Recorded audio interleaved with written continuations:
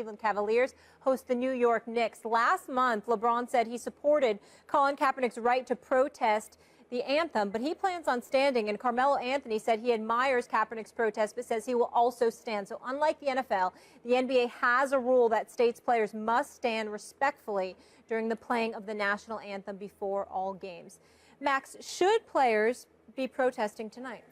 Yes, and I'll tell you why. The answer is yes, they should, and I'll tell you why. Because they should follow their conscience. And if there are 450 players in the league, 30 teams, 15 players on each roster, 450 players, and 1% of them feel that their conscience is telling them that they want to do this, and I would say based on what we've seen in the NFL, that's a pretty good guess. That's 4 or 5 guys who probably don't want to stand to make a statement. And if that's the case, especially we see this way this divides NFL locker rooms along racial lines, it's a youth issue, it's among African Americans especially, and this is a predominantly African American league, the NBA. If 4 or 5 guys at least conscience is telling them, that's 1% of the league, I shouldn't stand, then they shouldn't, especially because the commissioner, Adam Silver, has shown himself so far to be seemingly a socially conscious person who's encouraged protest on social issues. Whatever you think of whether it's right or wrong to stand, what it shows, whether it's immature or whether it's a responsible and courageous protest, whatever your feeling is, we know that many feel it's the right thing to do as a percentage of the population, even 1% in a large country. As I mentioned, that's 4 or 5 guys in the league.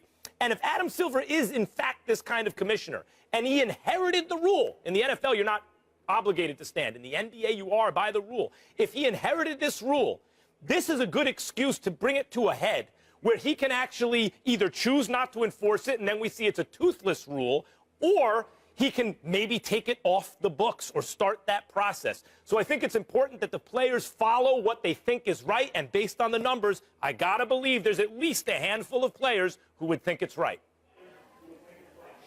Max, I'm going to respectfully disagree with you, as shocking as that may be, on this particular issue in terms of whether or not the players should protest tonight. Here's why. First of all, the statements have already been made. They've been made profoundly so. Now we've graduated to a point where we have to start asking ourselves, what exactly are you going to do with the noise that has been made by Colin Kaepernick, Eric Reed, and other various players throughout the NFL community? In the NBA, yes, there is a rule that stipulates you must stand to honor the national anthem.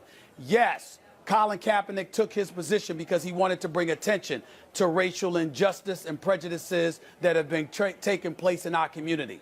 But there comes a point in time where simply raising your fist or getting on one knee, the point is made. Now what are you going to do about it? Because certainly we have the bodies, we have the resources, and enough people in our nation are conscientious enough to take this to another level. When Chris Paul, Dwayne Wade, Carmelo Anthony, LeBron James introed the ESPYs to bring attention to some of the things that have taken place. Yes, it wasn't a polarizing issue because the things that they said and what they were bringing attention to, nobody could disagree with it, whereas people could disagree with Colin Kaepernick.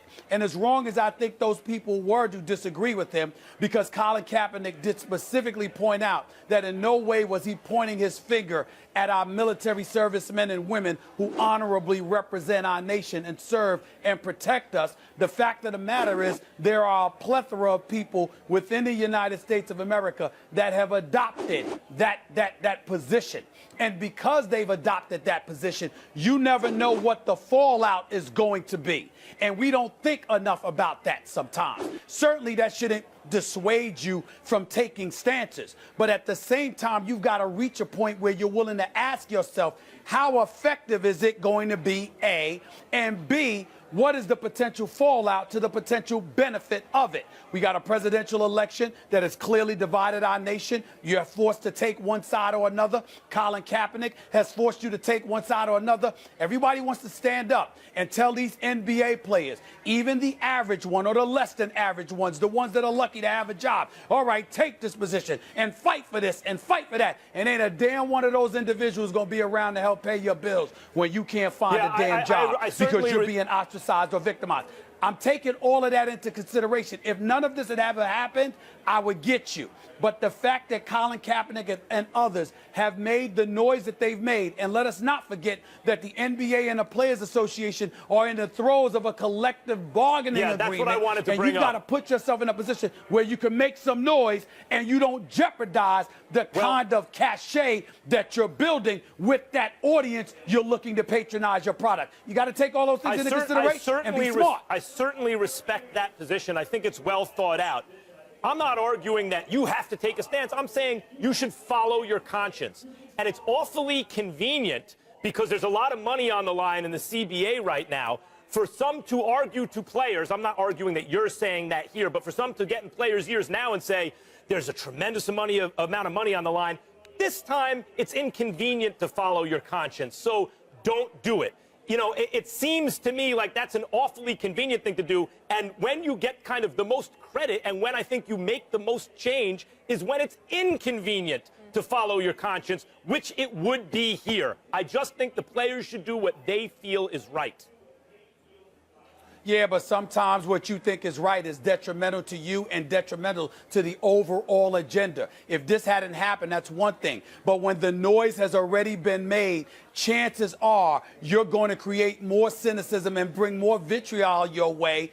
But at the same time, it's not going to be effective. If it was going to really affect change, if it were a LeBron James or somebody of that magnitude, you would have a point. But LeBron James already said he's standing for the national anthem. He's not somebody that's going to take a knee or raise a fist. So if he's already taken that position and the popular marquee names in basketball have already decided to take that position, then we're talking about relatively marginal players that may end up taking these stances. And who the hell are they to do that? Some people might say. And that could lead to you being ostracized, and it may not be worth it when the point has already been made.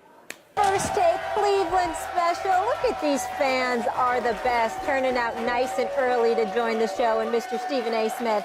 The Land, of course, is hosting a World Series game tonight, and the defending NBA champions will host the Knicks. So Believe Land has turned things around. But as for those New York Knickerbockers, Max Kellerman, they have not won a championship, which you know very well, since 1973. This question might seem a little bit harsh, but are they now the worst franchise in sports, Max? The answer is yes. Unequivocally, they're the worst franchise in sports. They won in January of 73, the 72-73 season. I was born in August of that year. I'm 43 years old. I have yet to see a Knicks championship. Now, New York City, sorry, Cleveland, and many other places, Hong Kong, London, Tokyo, Moscow, whatever you want to mention, let alone L.A., D.C., or Chicago, New York City is the center of the known universe. It is the most important place on earth by any objective measure. And New York City is basketball crazy. It is the #1 sport in the city. Don't believe the hype about the Yankees. They're the hugest franchise and all that, but that's only because the Knicks don't win. Proof. In the late 80s, when Patrick Ewing was leading a very good but not great team, they didn't win any championships, the Knicks got $1,500 a pop for courtside seats. What were the Yankees getting for their best seat at the time, or the Giants? $100, something like that? And it's not even a supply or demand issue, when you look at the number of tickets available. There's no way the Knicks should have been getting 10 times what the Giants and Yankees got, and yet they did it. There has been zero competition until very recently in the 5 boroughs for the fans' affections. The Nets were in Jersey for the longest. There's no competition, and yet with no competition in the most crazy basketball place in the world, which is also the center of the known universe, the ineptitude of this franchise, and forget about just the 43 years no chips, they are frequently a laughing stock. They're not a well-run organization that just fails to go all the way a lot of the time. They are frequently a laughingstock with James Dolan, arguably the worst owner in sports. The Knicks are, in fact, the answer, considering the city, considering the level of basketball interest, and considering their not only futility in the postseason, but their laughingstock status on an annual basis. They are the worst franchise in sports, Stephen A. Smith.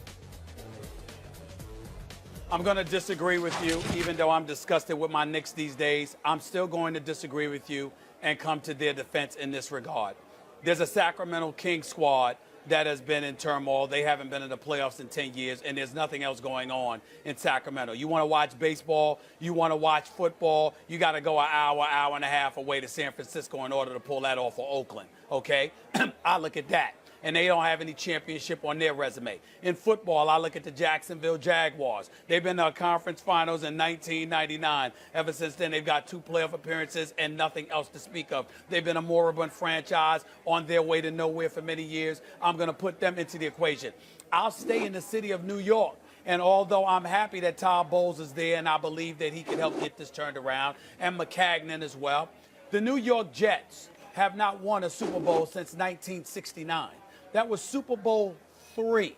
Joe Namath is still popular in New York because of that, okay? Joe Namath. And that's really what this comes down to. So when I look at it from that perspective, am I happy with the New York Knicks? Absolutely not. But they did go to the finals in 1994. They did go back to the finals in 1999. They did go to the playoffs and win the semifinals of the Eastern Conference playoffs more than 3 years ago when Mike Woodson was their coach before Phil Jackson interrupted everything by bringing Derek Fisher in to coach the team. And then after that, Kurt Rambis. And now he's got Jeff Hornacek, and we're wondering when Phil's going to leave for L.A. All of these things are true. But in the end, there's been plenty of franchises that have been worse than the New York Knicks, as bad as the New not York considering the Knicks have been. stakes. I'll even address the Jets' point. See, every major market, when they have 2 teams, generally, you have the heritage franchise, the Yankees, and the clown franchise, most years, the Mets, although not recently. The heritage franchise, the Giants, and the clown franchise, most years, the Jets. The heritage franchise in New York for basketball is the clown franchise. The Knicks are a clown franchise, and they're the heritage team in the biggest market that is basketball crazy. It is beyond, as a reformed Knicks fan, all I can tell you, because I don't know if I can root for them so long as Dolan owns the team, it is beyond infuriating. It's beyond infuriating. I don't know what else to say about it. He's got to sell the team. Even now, Knicks fans like you are thinking they can make the conference finals. They're not making a conference finals this year. They got no bench. Derrick Rose isn't what he was. I mean, even this year. And because the fans are so loyal to the Knicks and they sell out every game no matter what, they remain a terrible franchise. They're the worst. And they're getting better, and they're still terrible. Well, you're still talking. They went to the playoffs 12 straight years. Eastern Conference Finals during the whole Patrick Ewing era. They went to the finals twice in the 90s. The ineptitude that has really sullied this franchise was for a decade, but I just brought up to you the Jaguars and the Sacramento Kings and others. That's why I can make You're going to compare Jacksonville and Sacramento to New York City? Yes. In terms of ineptitude, yes, I am. Think about the number of fans that they disappoint. Where the Knicks have 20 million fans, how many fans does Sacramento Kings have? Think about that. No. Well, you're thinking about, as usual, you're thinking about numbers. I'm thinking about impact. If you're in Sacramento and you have nothing to do but basketball, it's a problem. It's just like the Lakers. They stink now, even though I think they're going in a good direction with Luke Walton. But if that doesn't work out, there's other things to do. If the Rams don't work out, there's other things to do. You're in Sacramento. What you got? You're in Jacksonville. What do you have? So to me, you're making the arguments in terms of populace and how more people, how more people are impacted. I'm saying to you, the fan base that you have, when you disappoint them, a legitimate argument could be that it resonates more profoundly with them because they have nowhere to turn, because they don't have a baseball team or they don't have a football team. New York has everything. You're going to compare the sadness of 3 million fans to 20 million fans. Yeah, I get it. No, it's not comparable. It's not comparable at all. I said that distractions. I said that distractions. In other words, there's more to do. I've spoken to Knicks. You're living proof. That's why your argument doesn't make sense. Because you're living proof. You came from L.A. When things wasn't going on in L.A., what did you do? You found other things to do because you was chilling in the Southern Cali sunshine. That's what you were doing. But Sacramento, they don't have that option. Who tell me that the Knicks don't even bring them back. The Knicks is a franchise. Hey, we'd all be willing to come back. And think about that championship team. Think about the caliber of person that was on that championship team between Clyde Frazier and Willis Reed and Dave DeBusschere and Bill Bradley, who ran for president. And the Knicks don't even trade on their history or heritage or traditions. They don't ask for those guys' help in every single way until very recently. What does that have to do with the price of tea in China? anyone else, and they're still not run well enough. Well, nobody said they run well enough. What I'm saying is there are other organizations that at least over the last 20 to 25 years that you can legitimately argue have been worse. That's all I'm saying. Going back Ain't nobody 25 saying that the years. New York Knicks have run their organization. We're saying no, that's now not true. you gotta go back because to the New York 90s. in the 80s. That's right. I'm sorry, it's 2016. I didn't know it was 2030. I said 20 to 25 Going back years. over I didn't say 15 years to You find can't any count measure now? of success in a basketball crazy town Yes. with a heritage franchise? It's